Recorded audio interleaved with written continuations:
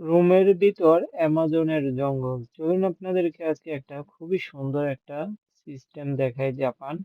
এটা হচ্ছে আপনার একটা রুম। এই রুমটার মধ্যে আপনার এরকম ভাবে রুমটাকে ডেকোরেশন করেছে বা সুন্দরভাবে সাজিয়েছে যেন পুরো একটা অ্যামাজনের জঙ্গল এরকম ভাবে। এখানে দেখুন আপনার কি সুন্দর করে একটা পুকুর তৈরি করে এখানে একটা কিন্তু মাছ রেখেছে, রঙিন মাছ এখানে ফেলে রেখেছে আর কি। তারপর আরো সুন্দর সুন্দর আরো দৃশ্য আছে, আপনি যদি ভিডিওটা সম্পূর্ণ দেখবেন। তারপর এখানে দেখুন কি সুন্দরভাবে আপনার রুমে, এটা কিন্তু সম্পূর্ণ একটা রুম, রুমের ভিতরে এখানে কি সুন্দরভাবে সাজিয়ে রেখেছে। তারপর এখানে সম্ভবত একটা সাপ আছে, এই এখানে একটা অজগর সাপ এই কাঁচের ভিতরে। তারপর এখানে আরেকটা আছে, এটা সম্ভবত কোকড়া সাপ, আপনার ওই গ্লাসের ভিতরে আপনার রেখে রেখেছে একটি বিষাক্ত সাপ। তারপর এখানে আরো সামনে গেলে আরো সুন্দর সুন্দর দৃশ্য দেখতে পারবেন।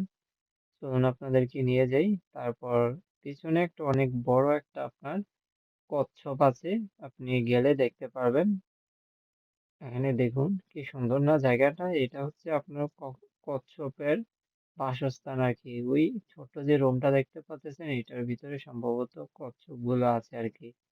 এখানে দেখতে পাচ্ছি না কচ্ছপটা কোথায় আছে, এই হচ্ছে কচ্ছপের ঘর।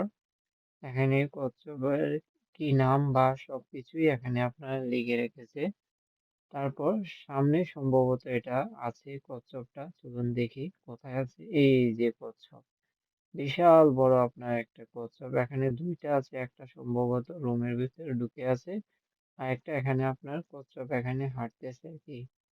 এক বিশাল বড় কচ্ছপ, এখানে দেখুন রুমটাকে এমন এরকম ভাবে ডেকোরেশন করেছে, আপনার পুরো একটা রুমকে আপনার জঙ্গলের মতন তৈরি করে রেখেছে, বা জঙ্গলের ভিতরে যা যা আছে সবকিছুই এখানে আছে আর কি। এখানে দেখুন কি সুন্দর না জায়গাটা। এটা হচ্ছে আপনার খুবই আওয়াজে